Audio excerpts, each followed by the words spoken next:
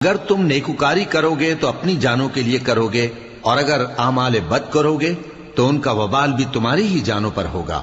پھر جب دوسرے وعدے کا وقت آیا تو ہم نے پھر اپنے بندے بھیجے تاکہ تمہارے چہروں کو بگاڑ دیں، اور جس طرح پہلی دفعہ مسجد بیت المقدس میں داخل ہو گئے تھے اسی طرح پھر اس میں داخل ہو جائیں، اور جس چیز پر غلبہ پائیں اسے تباہ کر دی۔ امید ہے کہ تمہارا پروردگار تم پر رحم کرے، اور اگر تم پھر وہی حرکتیں کرو گے تو ہم بھی وہی پہلا سلوک کریں گے، اور ہم نے جہنم کو کافروں کے لیے قید خانہ بنا رکھا ہے۔ یہ قرآن وہ رستہ دکھاتا ہے جو سب سے سیدھا ہے، اور مومنوں کو جو نیک عمل کرتے ہیں بشارت دیتا ہے کہ ان کے لیے اجر عظیم ہے،